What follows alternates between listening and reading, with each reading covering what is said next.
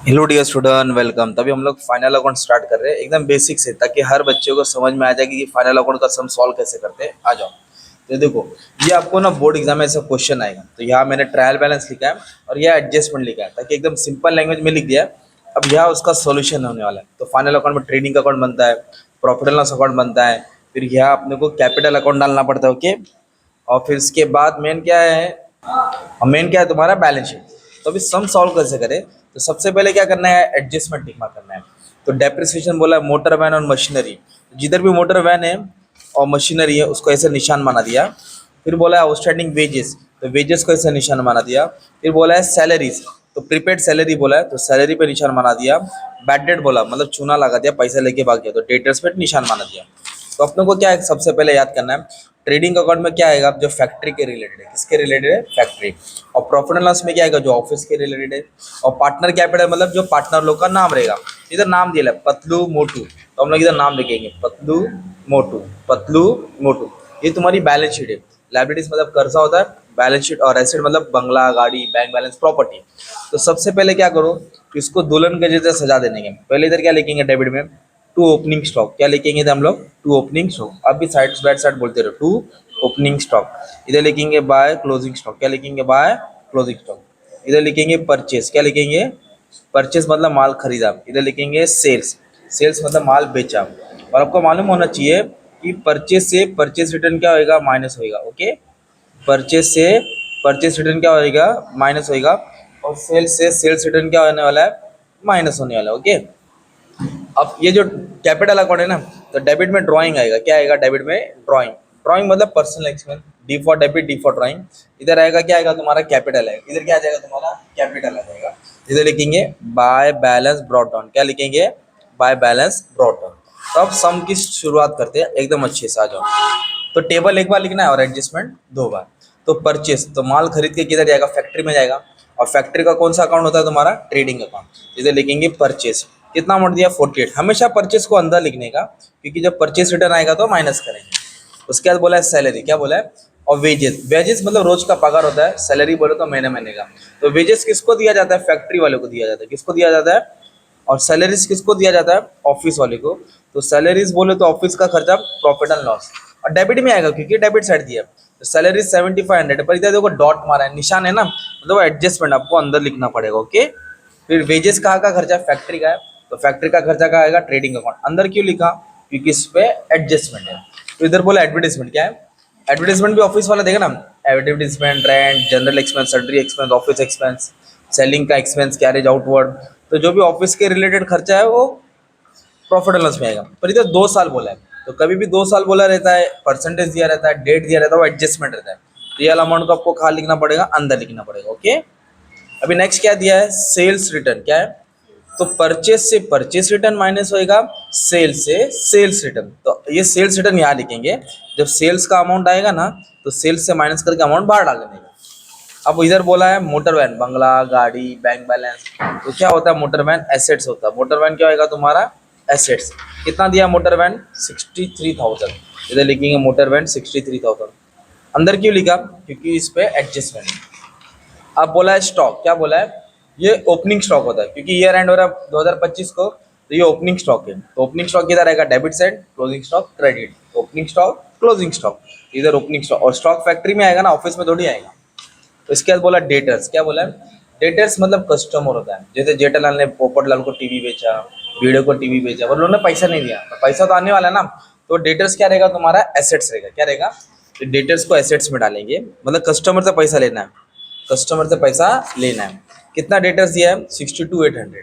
ये debtors assets में आएगा, लिख दिया इधर। एडजस्टमेंट इसके लिए इसको अंदर लिख दिया। ओके। नेक्स्ट क्या बोला है, कोल, गैस, फ्यूल, तेल, डीजल, जनरेटर, ये तो फैक्ट्री का लगेगा। तो फैक्ट्री वाला इधर आ जाएगा ना। इधर लिखेंगे कोल, गैस, फ्यूल। ये फैक्ट्री रिलेटेड खर्चा इधर आ जाएगा। कितना दिया है, 1,000। ठीक है। प्लांट एंड मशीनरी, बंगला, गाड़ी, बैंक बैलेंस, मशीनरी, ये क्या आएगा आपका, एसेट्स होएगा। ओके। पर इस पर एडजस्टमेंट नहीं, तो ये वाला अमाउंट कहाँ आ जाएगा, आपका इनर कॉलम में आएगा। इसके लिए इसको अंदर लिख दिया ना। तो अभी आपने कहाँ से पोस्टिंग किया, डेबिट साइड का। अभी कहाँ की पोस्टिंग आएगी, क्रेडिट की। तो कैपिटल है, तो वो कैपिटल क्रेडिट में दिया रहता है हमेशा। C for capital, C for cat, C for credit. तो कैपिटल को क्रेडिट में लिखेंगे ना। और कभी भी मैंने क्या वाला नाम है तो नाम वाले में जाने का था। तो क्या नाम है इन लोग का, पतलू मोटू। कितना दिया है, 80,000, 40,000। ये कैपिटल का बैलेंस इधर लिख दिया, 80,000 और 40,000, सिंपल। इसके बाद बोला है ओवरड्राफ्ट। क्या है ओवरड्राफ्ट, मतलब बैंक से लोन लिया है। क्या लिया है, तो जो भी लोन लेता है वो लाइबिलिटीज होता है। क्या होता है, लाइबिलिटी। जैसे कि डेटर मतलब पैसा आने वाला है, तो एक होता है क्रेडिटर्स मतलब पैसा जाने वाला है। एक होता है बिल रिसीवेबल मतलब पैसा उधारी का लेना है, बिल्स पेपर देना है। इन्वेस्टमेंट मतलब पैसा जमा किया होता है, और लोन बोलो तो लाइबिलिटी होता है। ये सब कर्जा होता है ना। वैसे ओवरड्राफ्ट होता है, ओवरड्राफ्ट बोले तो लोन, कर्जा। कितना ओवरड्राफ्ट है, 34। तो इसको लाइबिलिटीज में लिख दिया। लाइबिलिटीज मतलब क्या होता है, कर्जा होता है।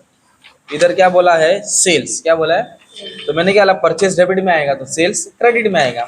तो सेल्स का अमाउंट दिया 1,48,000। कितना दिया है, उसमें से 8,000 माइनस करेंगे तो 1,40,000 आएगा। कितना आएगा, 1,40,000। सेल्स से सेल्स रिटर्न माइनस होता है, और परचेज से परचेज रिटर्न। तो इधर अभी दिया आरडीडी। क्या दिया है, आरडीडी का अमाउंट देखो क्रेडिट में दिया है। एक होता है बैड डेट्स, तो आपको याद रखने का है, बैड डेट मतलब चूना लगा दिया, जो पैसा लेके भाग गया, जो देने वाला नहीं। तो आरडीडी आप लोगों को क्या करो, क्रेडिट में लिख दो। यहाँ लिखा तो भी चलेगा, अगर यहाँ आएगा तो माइनस होता है। टीचर एग्जाम में यहाँ माइनस कराते हैं ना कॉलेज में, यहाँ लिखा तो भी राइट है, यहाँ आया तो माइनस होता है। तो फिलहाल बेसिक है तो फिलहाल क्रेडिट में लिखो। क्रेडिट में क्यों, क्योंकि क्रेडिट में दिया है। परचेस रिटर्न क्या दिया है, परचेस रिटर्न कितना आ जाए, 6,000 ने। तो परचेस रिटर्न किससे माइनस होएगा, परचेस से। परचेस रिटर्न किससे माइनस होएगा, परचेस से। ओके, 6,000 इधर लिख दिया। इसको इससे माइनस करेंगे 42 आएगा। कितना आएगा, 40। तो आपने क्या किया, टेबल की पोस्टिंग कर ली। और टेबल को कितना बार लिखा जाता है, एक बार। वैसे एडजस्टमेंट को कितना बार लिखा जाएगा, 2 बार। तो सबसे पहले दिया क्लोजिंग स्टॉक। क्या दिया है, तो क्लोजिंग स्टॉक को कहाँ कहाँ लिखेंगे, बोलो। क्रेडिट साइड और एक एसेट साइड। मतलब देखा, उन लोगों को पढ़ा है, उन लोगों को याद है, वैसे तुमको भी याद करनी है। तो बोलो क्लोजिंग स्टॉक किधर आएगा, ट्रेडिंग के क्रेडिट, बोलो। ट्रेडिंग के क्रेडिट और एक एसेट्स। तो कितना अमाउंट दिया है, 88। तो ट्रेडिंग के क्रेडिट में लिखा। अभी तुम्हारा आज फर्स्ट डे है तो ट्राई करेंगे ना, 3-4 दिन में आ जाएगा।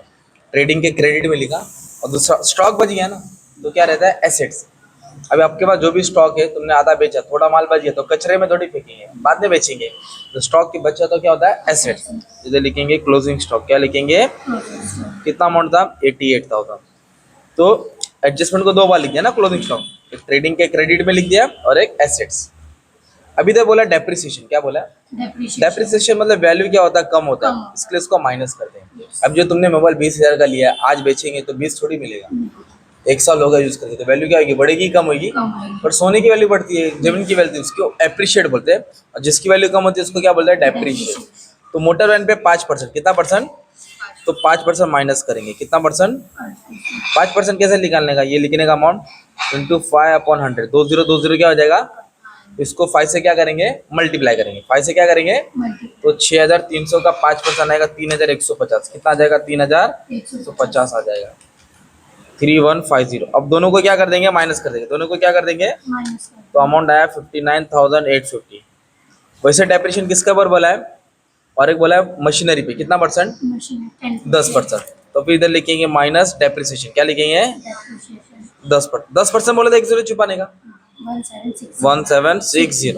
अब इसको सॉल्व करेंगे ना, 1766। तो अपने को मान लो इतना अमाउंट है, कितना आया, 15,840 माइनस करके आया।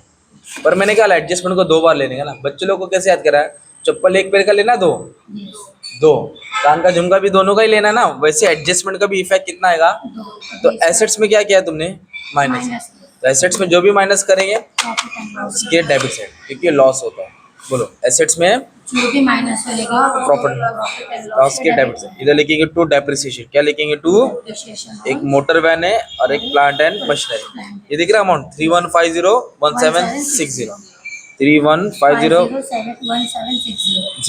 इसको ऐड किया 1, ये हो गया 9, ये हो गया 4, जो भी आया बाहर डाल दिया ना। डेप्रिसिएशन माइनस हुआ। क्या, आउटस्टैंडिंग मतलब कम भरा। क्या भरा, आधा भरा, थोड़ा भरा। तो आउटस्टैंडिंग मतलब पेंडिंग अमाउंट, अनपेड। तो इसको प्लस करेंगे। क्या करेंगे, ऑब्वियसली नहीं भरा तो देना पड़ेगा ना, और देना पड़ेगा तो कर्जा होता है। तो क्या आउटस्टैंडिंग है, वेजेस। क्या आउटस्टैंडिंग है, तो वेजेस को ऐड करेंगे, कितना वेजेस का आउटस्टैंडिंग है 800, तो इधर 800 ऐड करेंगे, इधर लिखिए प्लस आउटस्टैंडिंग वेजेस कितना है 800, इसको ऐड किया तो मान लो 3600 है ना। तो आउटस्टैंडिंग को प्लस करके किधर डालने का लायबिलिटीज, बोलो आउटस्टैंडिंग को, प्लस करके लायबिलिटी, क्योंकि वो क्या होता है तुम्हारा कर्जा होता है, क्या होता है तुम्हारा, कर्जा, ठीक है। उसके बाद आउटस्टैंडिंग के बाद बोला है प्रीपेड, क्या बोला है, प्रीपेड, आउटस्टैंडिंग मतलब कम भरा ना, तो प्रीपेड मतलब ज्यादा भरा है, ज्यादा भरा, तो माइनस करेंगे, माइनस, ज्यादा भरा तो टेंशन नहीं ना, एसेट्स, तो क्या ज्यादा भरा है सैलरी, सैलरी, कितना ज्यादा भरा 500, तो सैलरी से 500 क्या आएगा माइनस, इधर लिखेंगे प्रीपेड, क्या लिखेंगे प्रीपेड सैलरी 500, इधर आएगा 7000, ये 500 माइनस किया, दूसरा पे किधर आएगा एसेट्स में, प्रीपेड सैलरी, तो प्रीपेड सैलरी 500, तो आपने क्या समझा मालूम है क्या, आउटस्टैंडिंग को प्लस करके लायबिलिटी में डालने का, प्रीपेड को माइनस करके एसेट्स में।